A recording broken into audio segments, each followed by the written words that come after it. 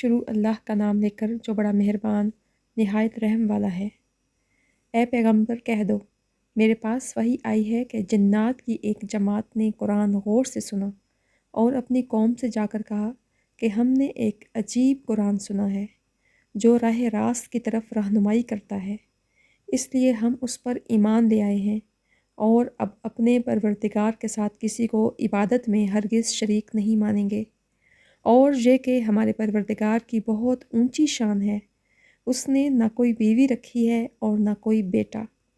اور یہ کہ ہم میں سے بیوقوف لوگ اللہ کے بارے میں ایسی باتیں کہتے تھے جو حقیقت سے بہت دور ہیں، اور یہ کہ ہم نے یہ سمجھا تھا کہ انسان اور جنات اللہ کے بارے میں جھوٹی بات نہیں کہیں گے، اور یہ کہ انسانوں میں سے کچھ لوگ جنات کے کچھ لوگوں کی پناہ لیا کرتے تھے، اس طرح ان لوگوں نے جنات کو اور سر چڑھا دیا تھا۔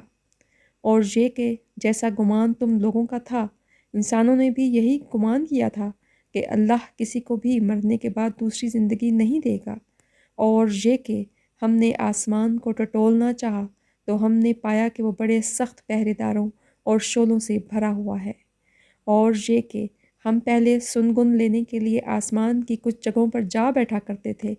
لیکن اب جو کوئی سننا چاہتا ہے وہ دیکھتا ہے کہ ایک شعلہ اس کی گھات میں لگا ہوا ہے،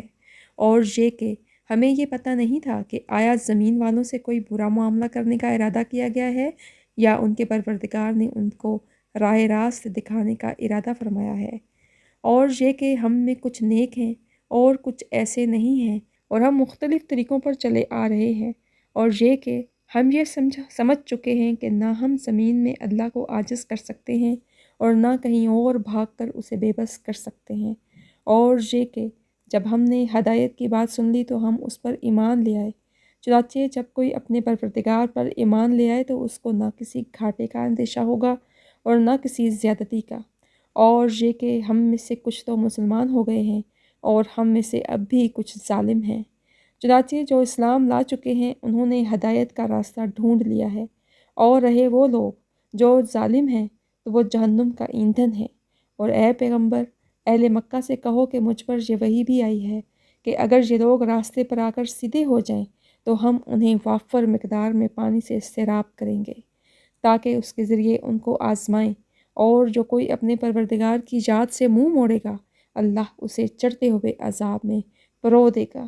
اور یہ کہ سجدے تو تمام تر اللہ ہی کا حق ہیں، اس لیے اللہ کے ساتھ کسی اور کی عبادت مت کرو، اور یہ کہ جب اللہ کا بندہ اس کی عبادت کرنے کے لیے کھڑا ہوا تو ایسا معلوم ہوا جیسے یہ لوگ اس پر ٹوٹ پڑ رہے ہوں۔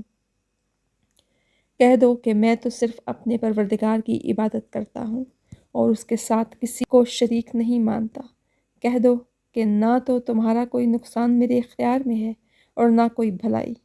کہہ دو کہ مجھے اللہ سے نہ کوئی بچا سکتا ہے اور نہ میں اسے چھوڑ کر کوئی پناہ کی جگہ پا سکتا ہوں، البتہ جس چیز پر مجھے اختیار دیا گیا ہے وہ اللہ کی طرف سے بات پہنچا دینا اور اس کے پیغامات ہیں، اور جو کوئی اللہ اور اس کے رسول کی نافرمانی کرے گا تو اس کے لیے جہنم کی آگ ہے جس میں ایسے لوگ ہمیشہ ہمیشہ رہیں گے، اور یہ لوگ نافرمانی کرتے رہیں گے یہاں تک کہ جب وہ چیز انہیں نظر آ جائے گی جس سے انہیں ڈرایا جا رہا ہے تو اس وقت انہیں پتہ چل جائے گا کہ کس کے مددگار کمزور ہیں اور کون تعداد میں کم ہے۔ کہہ دو کہ مجھے معلوم نہیں ہے کہ جس چیز سے تمہیں ڈرایا جا رہا ہے آیا وہ نزدیک ہے یا میرا پروردگار اس کے لیے کوئی لمبی مدت مقرر فرماتا ہے، وہی سارے بھید جاننے والا ہے۔ چنانچہ وہ اپنے بھید پر کسی کو مطلع نہیں کرتا سوائے کسی پیغمبر کے جسے اس نے اس کام کے لیے پسند فرما لیا ہو، ایسی صورت میں وہ اس پیغمبر کے آگے اور پیچھے کچھ محافظ لگا دیتا ہے تاکہ اللہ جان لے کہ انہوں نے اپنے پروردگار کے پیغامات پہنچا دیے ہیں اور وہ ان کے سارے حالات کا احاطہ کیے ہوئے ہے، اور اس نے ہر چیز کی پوری طرح گنتی کر رکھی ہے۔